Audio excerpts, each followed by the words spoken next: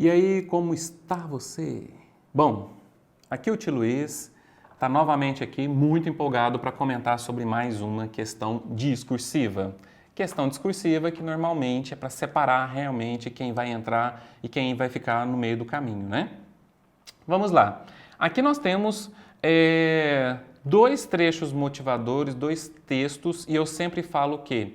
Que é importante você ler primeiro o comando da questão e depois voltar nesses textos. Vamos lá? Letra A. Que recurso da estética naturalista surge já no início das notas feitas em razão do cotidiano nacional da época? Justifique. Justifique muitas vezes significa exemplificar. Exemplificar com os trechos lá e explicar. Certo? É esse o balanço, é essa a estrutura de justificativa que você vai utilizar.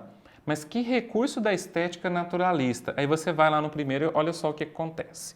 Há no Rio de Janeiro, entre os que não trabalham e conseguem, sem base pecuniária, fazer pecúlia até enriquecer, um tipo digno de estudo. É o dono de casa de cômodos, mais curioso e mais completo no gênero que o dono de casa de jogo, pois este ao menos representa o capital da sua banca suscetível de ir à glória, ao passo que o outro nenhum capital representa, nem arrisca, ficando além de tudo isento da pecha de mal procedido. Eu vou parar a leitura aqui porque fala nos primeiros, né, nas primeiras palavras, né, você já tem uma característica muito comum no naturalismo.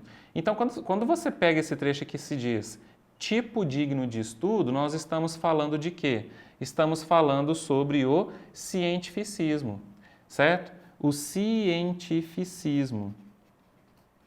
Como assim cientificismo? Sim, lembra que a escola naturalista, os autores eles têm um olhar, uma explicação, né, para a vida de seus personagens através da influência do determinismo, né, do positivismo, ou seja, as correntes científicas ali do século XIX. Então, o cientificismo é um recurso naturalista que já surge ali. E qual trecho específico, né, do cientificismo, tipo digno de estudo? Né? A gente percebe aí, né, o positivismo, certo? E uma característica que nós chamamos de romance de tese. Romance de tese. Ou seja, o escritor, o narrador, ele é um cientista que observa o objeto, né?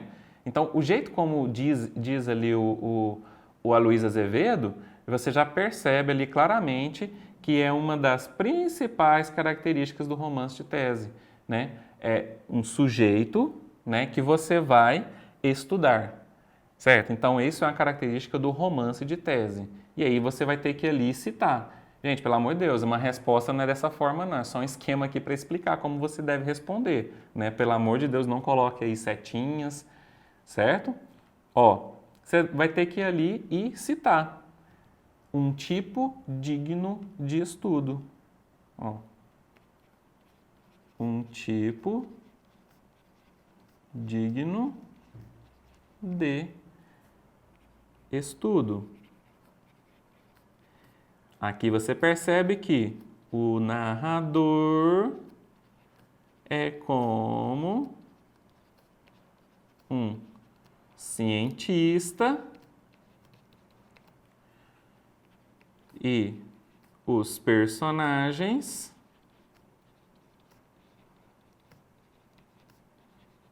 são objetos de sua observação científica. Certo? Então é isso, né? Essa questão bem tranquila. Percebam que não houve necessidade de ler tudo, até porque ele já ajuda, né? Que já está as primeiras linhas. Letra B, para o leitor de O Cortiço, salta à vista o aproveitamento de Aloysio Azevedo fez de parte dessas impressões ao conceber a relação entre João Romão e Bertoleza. Há também, contudo, diferenças relevantes. Muito bem. qual o fator que, central na sociedade brasileira do século XIX, acentua o tom perverso no final do romance? Vamos lá, fator central da sociedade brasileira. Qual era o modelo econômico da sociedade brasileira no século XIX? Era da escravidão. Escravismo, né? Escravidão. E a Bertoleza, ela era o quê? Escrava. Ela acreditou que estava livre, né? Assim que ela conhece o João Romão, e ele diz que podia pagar para ela a carta de alforria, não com o dinheiro dele, né? Mas ele, por ser homem branco, né? Ele podia ir lá e pagar, né? E comprar a carta de alforria dela. Bom, vamos lá então, porque nós temos que achar onde que está isso, né? Olha só. No primeiro trecho não tem, mas é no segundo, olha só.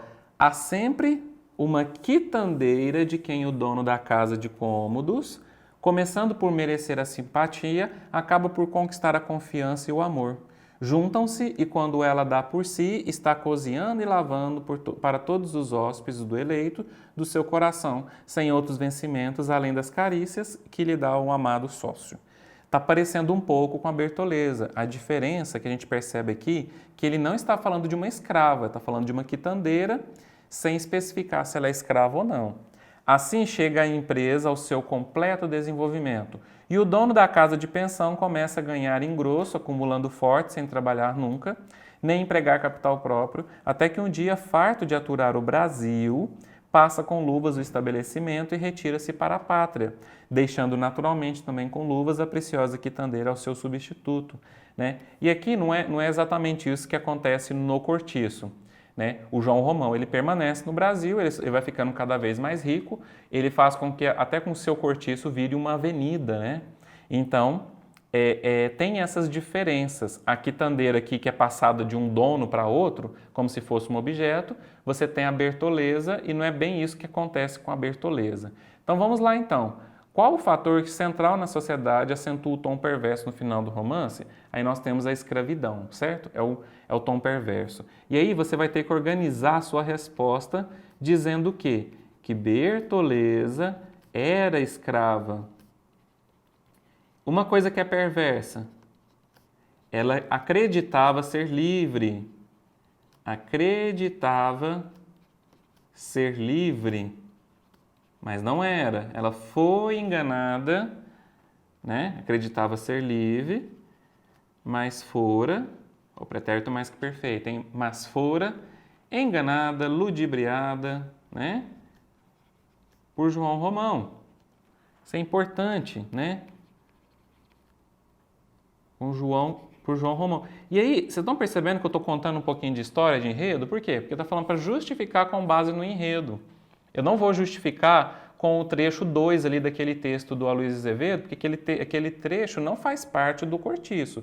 É uma engraçada, uma estranha coincidência, alguns pontos ali se parecerem com a obra. Então, Bertoleza era escrava, acreditava ser livre, mas foi enganada por João Romão, né? Ela tinha uma carta de alforria falsa. Carta de alforria falsa. E aí, né? Diferentemente do que acontece lá com os donos de casa de pensão, é como diz ali naquele trecho, né, em que a mulher é passada de um homem para outro, assim que a Bertoleza ela descobre a traição, ela comete suicídio. Né? Ela decide não mais ser escrava, ter um dono. Beleza? Então, esse tipo de questão aqui é importante, esse trechinho aqui, ó, esse comando da questão, em que você tem que gastar mesmo o que você sabe sobre o enredo do livro. É para saber mesmo se você leu e se sabe fazer essa relação entre esse texto, né, o texto 2 que está aqui presente, com a obra. Ok? Então é isso.